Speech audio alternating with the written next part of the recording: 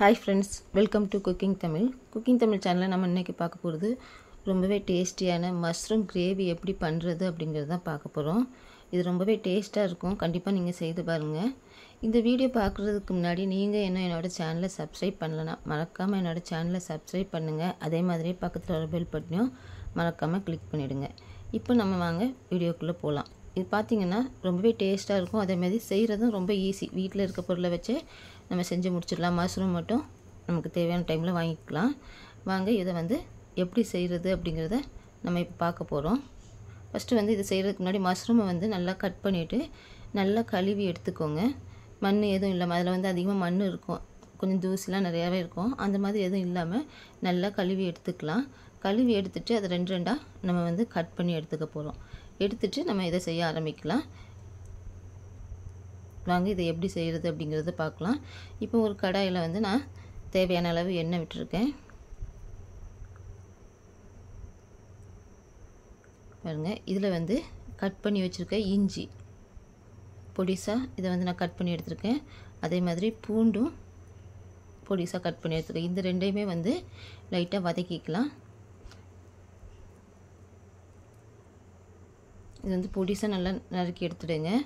இது கூட கட் பண்ணி வச்சுருக்கேன் மஷ்ரூமையும் நம்ம இப்போ ஆட் பண்ண போகிறோம். ஏற்கனவே சொன்ன மாதிரி நல்லா சுத்தமாக கழுவிட்டு கட் பண்ணி எடுத்து வச்சுருக்க மஷ்ரூமை இதோட ஆட் பண்ணிக்க போகிறோம். பாருங்கள், இதை ஆட் பண்ணி இந்த மஷ்ரூமையும் நல்லா வதக்கிக்கலாம். இப்போ இது வதங்க உங்களுக்கு தண்ணி விடும். அதாவது கொஞ்சம் கொஞ்சமாக தண்ணி அதிகமாகிட்டே இருக்கும். அதனால் நல்லா வதக்கிக்கலாம். அந்த தண்ணி நல்லா சுண்டுற அளவுக்கு கொஞ்சம் வதக்கிக்குங்க. பார்த்திங்கனால தெரியும். பாருங்கள், இந்த மாதிரி கொஞ்சம் நிறம் மாறுற அளவுக்கு நல்லா வதக்கிக்கலாம். வதக்கி இதை நம்ம தனியாக எடுத்து வச்சுக்க போகிறோம். இப்போ தனியாக எடுத்து வச்சுட்டு அந்த எண்ணெயிலேயே ஒரு பச்சை மிளகா, கொஞ்சோண்டு சோம்பு சேர்த்து பொரிய விடுங்க. இது கொஞ்சம் லைட்டாக பொரிஞ்சதும் பொடிசாக கட் பண்ணி வச்சுருக்க வெங்காயத்தை இதோட ஆட் பண்ணிக்க போகிறோம். வெங்காயம் நல்லா பொடிசாக கட் பண்ணி எடுத்துக்குங்க. நம்ம பொடிசாக கட் பண்ணும்போது சீக்கிரமாக வதங்கிடும். பாருங்கள், இந்த வெங்காயத்தோட நிறம் நல்லா ப்ரௌனிஷாக மாறுற அளவுக்கு நல்லா வதக்கிக்கலாம். நம்ம ரெண்டாவது என்ன சேர்க்கணுன்னு அவசியம் இல்லை, அதிலே நம்ம வதக்குறோம்.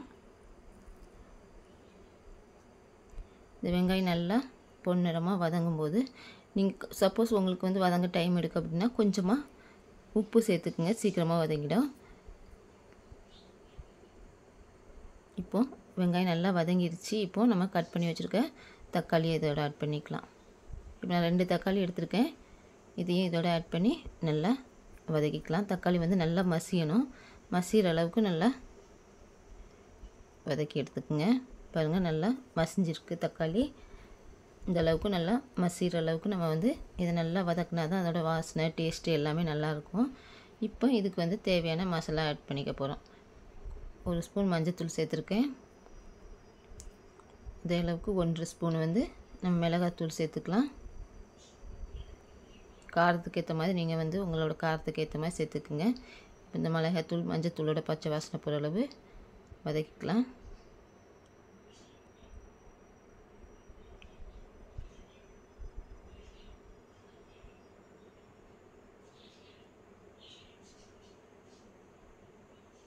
நல்லா இதோட பச்சை வாசனை போகணும், அந்த அளவுக்கு நம்ம வதக்கிக்கிறோம். இப்போ கொஞ்சமாக தண்ணி சேர்த்துக்கலாம். அதாவது கிரேவி நல்லா இந்த மசாலாவோட பச்சை வாசனை போய் நல்லா கிரேவி ஆகிற அளவுக்கு நம்ம நல்லா கொஞ்சமாக தண்ணி விட்டு நல்லா கொதிக்க விடலாம். அப்போ தக்காளியும் நல்லா மசிஞ்சிடும்.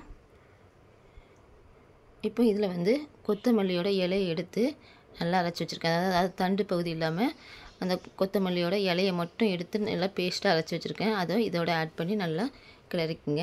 இப்போ ஏற்கனவே நான் சொன்ன மாதிரி அதை பச்சையாகவே அப்படியே எடுத்து வச்சுருக்கோம். வதக்கியோ இல்லை எப்படியோ அரைக்கல, பச்சையாகவே அரைச்சிருக்கனால அந்த பச்சை வாசனை நல்லா போகணும். இப்போ இது தேவையான அளவு உப்பு. பாருங்கள், இப்போ நல்லா கிரேவி பதத்துக்கு வந்துருச்சு. இப்போ வதக்கி எடுத்துருக்க மஷ்ரூம் இதோட ஆட் பண்ணிக்கலாம். ஏற்கனவே மஷ்ரூம் வெந்திருக்கிறதுனால நிறைய டைம் கொடுக்கணும்னு அவசியம் இல்லை. பாருங்கள் நல்லா கிரேவி பதத்துக்கு வந்ததுக்கப்புறம் இதில் இறக்குறதுக்கு ஒரு 2 நிமிஷத்துக்கு முன்னாடி கொஞ்சமாக மிளகுத்தூள் சேர்த்து நல்லா மிக்ஸ் பண்ணி விட்டுடுங்க. இது பார்த்திங்கன்னா ரொம்பவே டேஸ்ட்டாக இருக்கும். சாப்பாடோட சப்பாத்தி தோசையோடு சாப்பிட்றது ரொம்ப டேஸ்ட்டாக இருக்கும். அதேமாதிரி வித்தியாசமாகவும் இருக்கும். கண்டிப்பாக இதை ட்ரை பண்ணி பாருங்கள். இந்த வீடியோ உங்களுக்கு பிடிச்சிருந்தா கீழே இருக்க தம்ஸ் அப் பட்டனை கிளிக் பண்ண மறக்காதீங்க. என்னோடய சேனலை ஃபஸ்ட் டைம் பார்க்குறீங்க, கண்டிப்பாக என்னோடய சேனலை சப்ஸ்கிரைப் பண்ணுங்கள். இதே மாதிரி இன்னொரு நல்ல வீடியோவோட நான் மறுபடியும் உங்களை சந்திக்கிறேன். பை.